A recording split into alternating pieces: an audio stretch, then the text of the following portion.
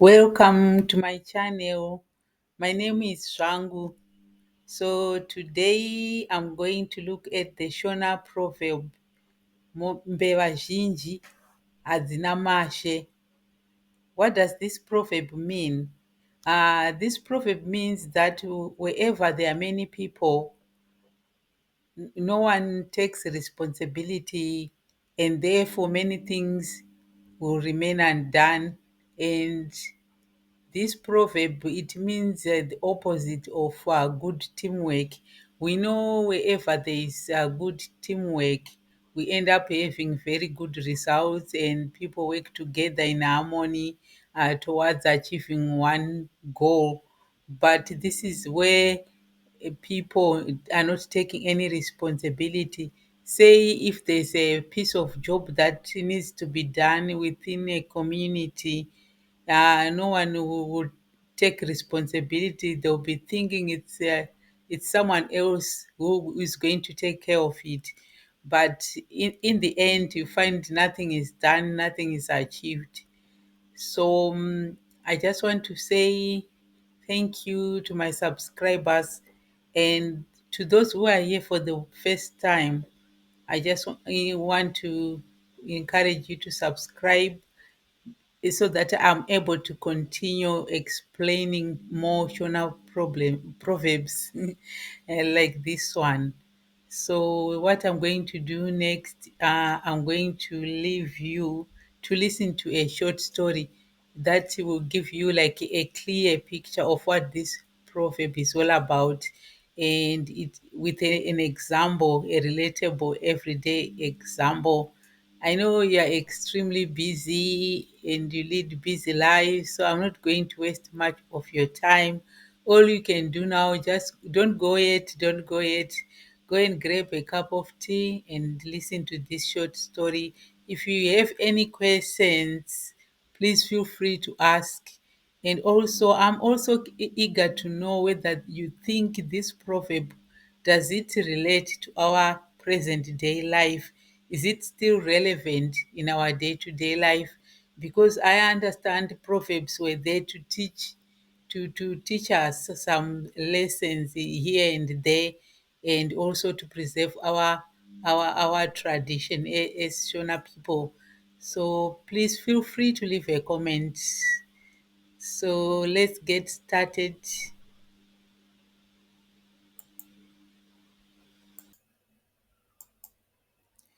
Chapter 1. The village of Tsungai. In Zimbabwe, Tsungai village was a peaceful place where the sun shone brightly and the people were always busy. The children laughed and played while the adults worked in their fields, herded their cattle, or crafted beautiful items. But there was something very special in Tsungai, a garden that was said to be a gift from the ancestors. The garden was in the middle of the village, filled with all kinds of plants, herbs, and vegetables. It was a place where the villagers would gather, share stories, and enjoy the fruits of their labor. But over time, the villagers began to forget about the garden. Everyone thought someone else would take care of it. And so, slowly, the garden began to wither. Chapter 2. A Forgotten Duty. As the days passed, the once beautiful garden started to lose its shine.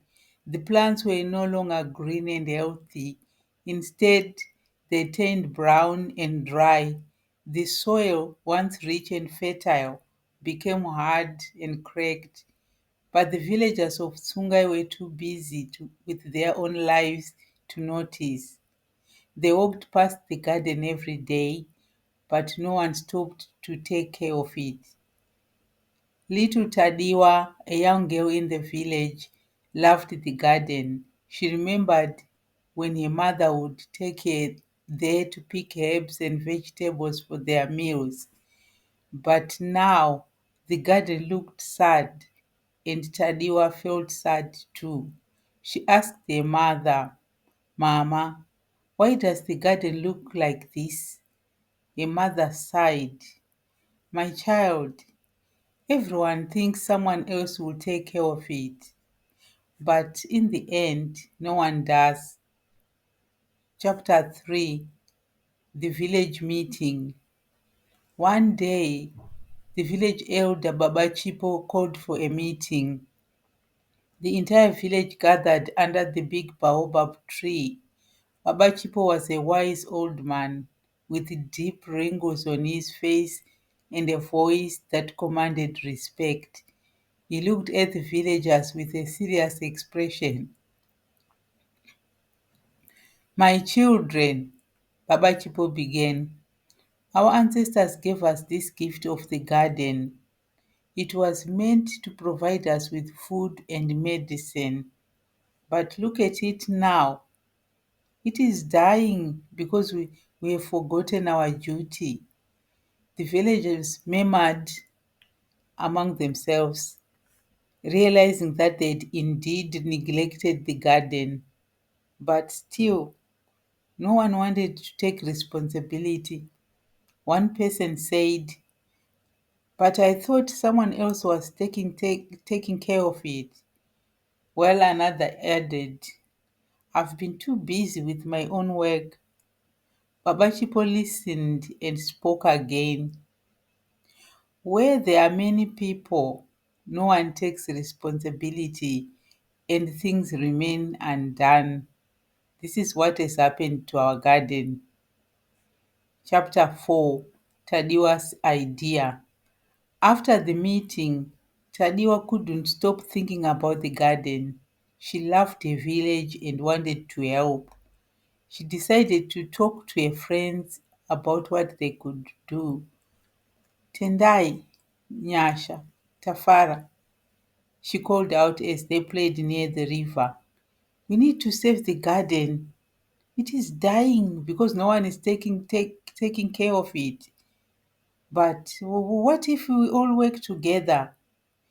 Her friends looked at each other and then at Tadiwa. Tendai, the oldest of the group, nodded. You are right, Tadiwa. If we wait for the adults, the garden will be gone. If we work together, maybe we can save it. Nyasha, always full of energy, jumped. Yes, let's do it. We can start tomorrow. And so the children made a plan to meet at the garden the next morning. Chapter 5. The first day of work. The next morning, as the sun began to rise, Tadiwa and her friends arrived at the garden. They had brought small tools and baskets with them, ready to work. The garden looked even worse than the day before, but the children were not discouraged. We need to start by cleaning up, said Tendai, taking charge. Let's remove the dead plants and clear the weeds. For hours, the children worked tirelessly. They pulled out the weeds, removed the dead plants, and cleared the debris. As they worked, they sang traditional songs, their voices filling the air with hope. By midday, the garden looked cleaner, but there was still much work to be done. Chapter 6. The Village Notices. As the children continued to work on the garden day after day, the villagers began to notice.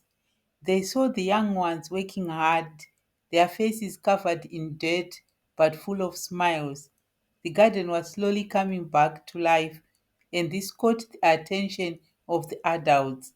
One evening, as Tadiwa and her friends were finishing up their work, a few villagers approached them. What you are doing is very good, said Gogoma Kanaka, an elderly woman who was known for her wisdom. You are teaching us all a lesson. The children smiled proudly, but Tendai spoke up.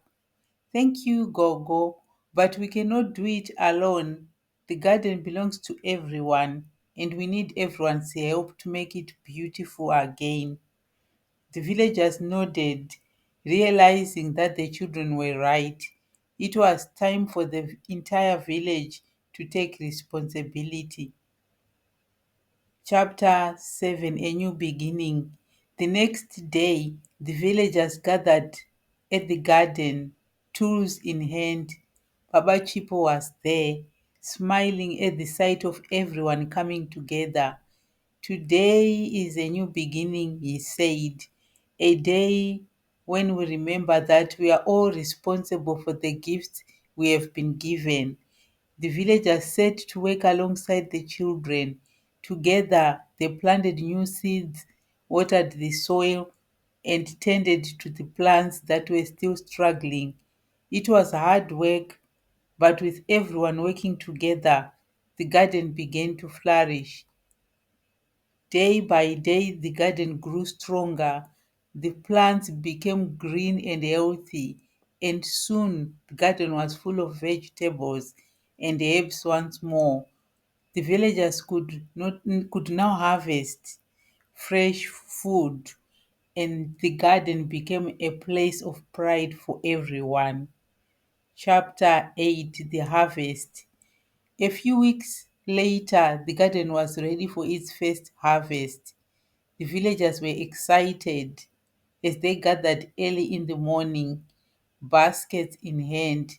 The air was filled with the smell of fresh vegetables and herbs, and the people of Sungai were filled with pride. Baba Chipo led the villagers in a traditional prayer of thanks to the ancestors. We give thanks for the blessings of this garden and for the lesson we have learned. May we never forget that it takes all of us to take care for the gifts we've been given. After the prayer, the villagers began to harvest the crops. There were tomatoes, pumpkins, spinach, and all kinds of herbs.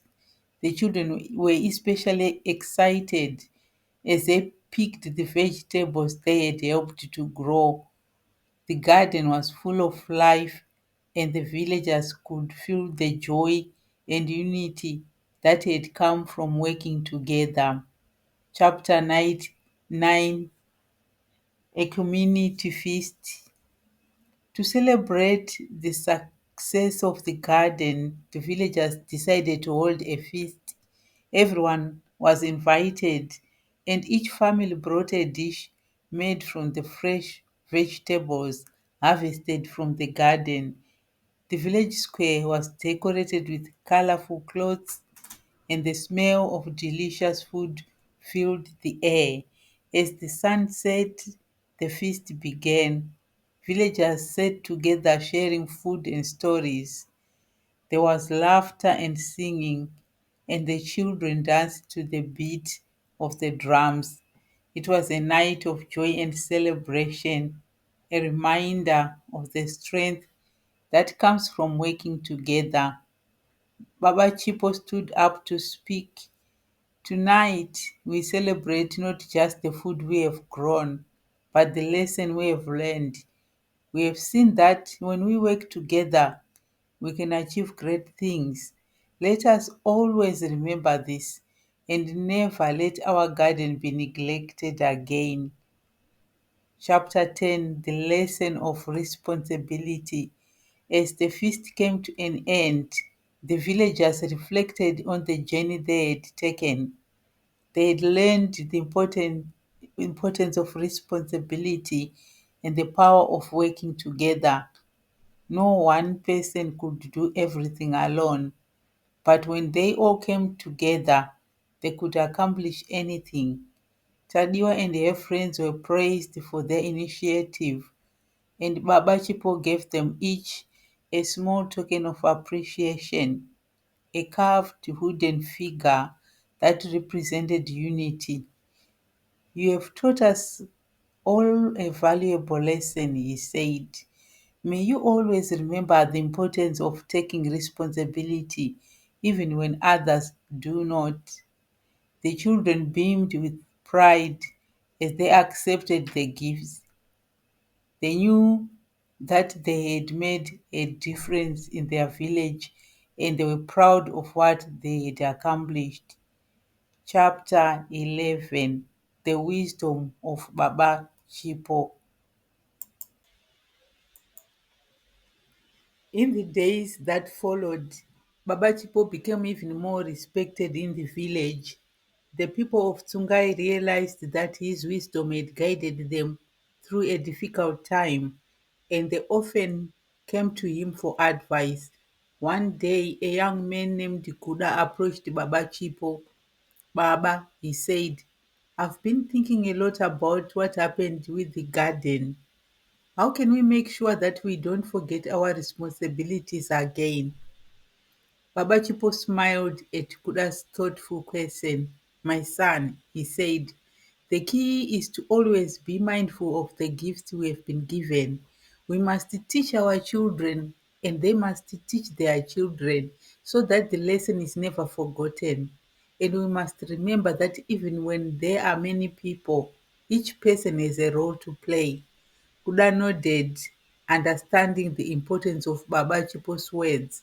He promised himself that he would always remember the lesson of the garden and share it with others. Chapter 12: Passing on the lesson.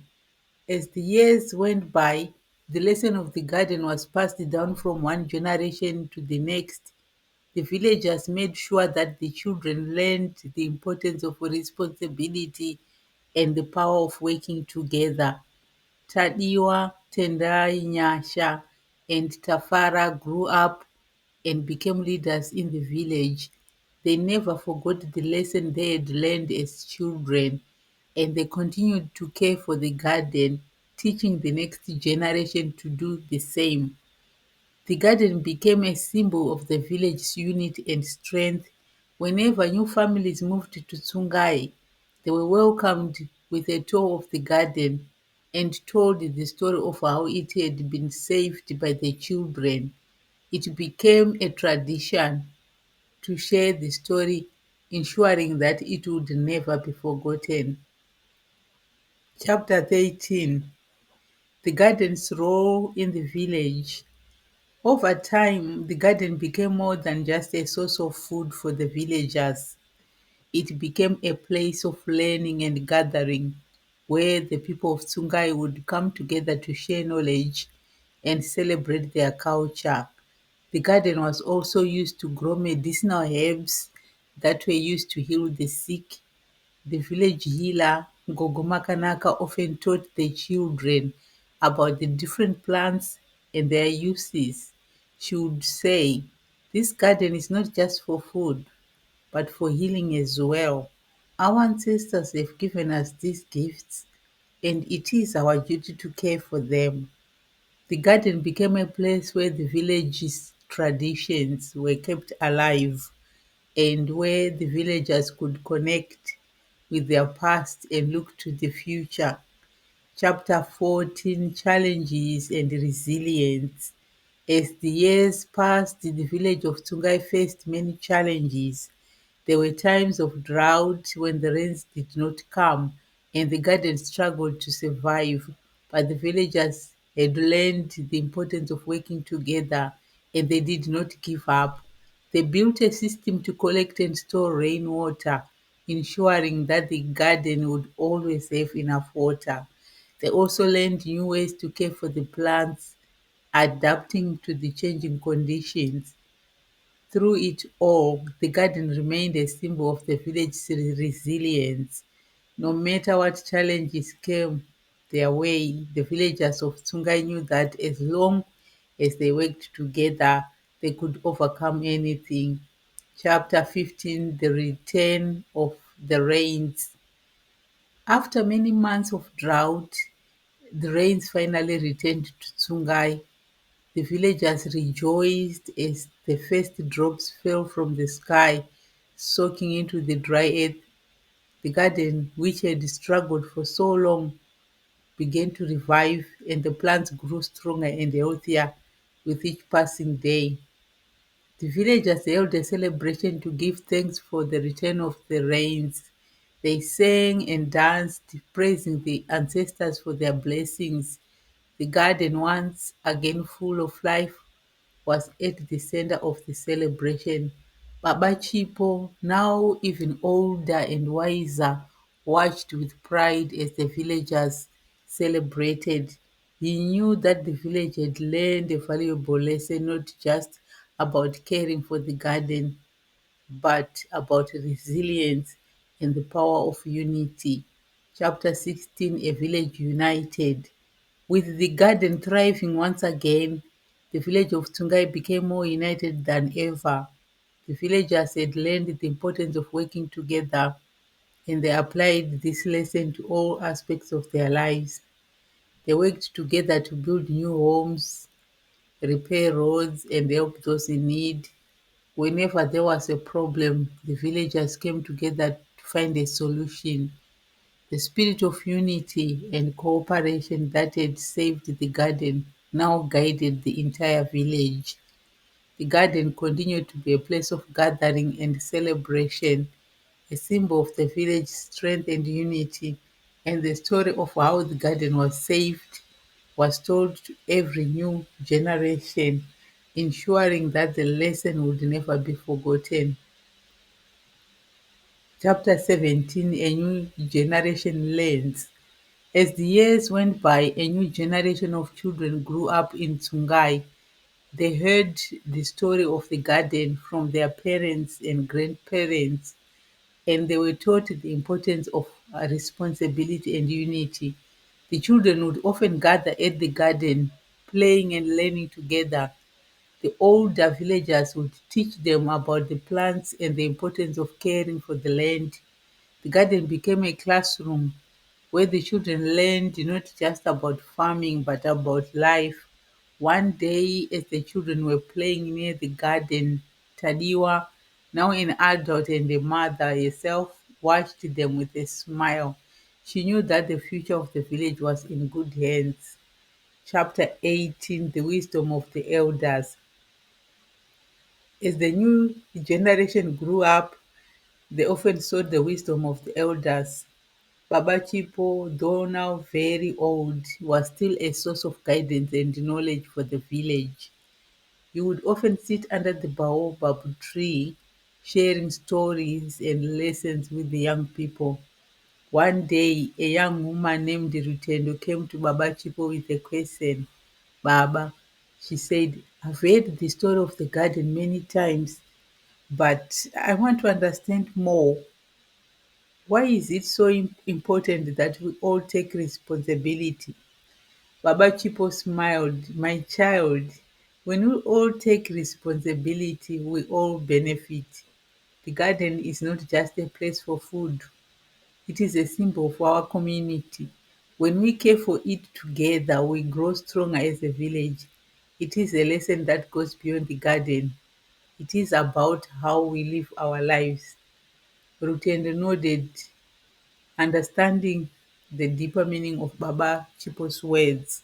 She thanked him and promised to share the lesson with others. Chapter 19, The Legacy of the Garden. As time went on, the garden became more than just a symbol of unity for the village of Tsungai. It became a legacy that the villagers were proud to pass on to future generations. The story of how the garden was saved was told at every important village gathering, ensuring that the lesson would never be forgotten. The garden was also expanded to include new plants and trees, making it even more valuable to the village. The villagers worked together to care for the garden, always remembering the lesson that it had taught them. The garden became a place of pride not just for Tsungai but for neighboring villages as well. People would come from far and wide to see the garden and hear its story, learning from the villagers of Tsungai about the importance of responsibility and unity. Chapter 20, A Lesson for All. The story of the garden became a lesson not just for the village of Tsungai, but for all who heard it. It was a reminder that when people are involved, it is easy for things to be forgotten or neglected, especially where many people are involved. But when everyone takes responsibility, great things can be accomplished. The garden continued to thrive, a living testament to the power of unity and responsibility. And as the years went by, the villagers of Tsungai never forgot the lesson they had learned. The garden remained a place of gathering, learning, celebration, a place where the villagers could come together and remember the importance of working as one. And so the legacy of the garden lived on, a reminder to all who visited that true strength comes from unity. So we've come to the end, and just to recap, this story teaches us that in a community, everyone has a role to play. When we work together and take responsibility, we can accomplish great things. The garden in Tsungai is a reminder of this important lesson, and its legacy will live on for generation to generation. So, coming back to our proverb, Bewashinji Adnamashe, this is when many people are involved, but no one takes a responsibility.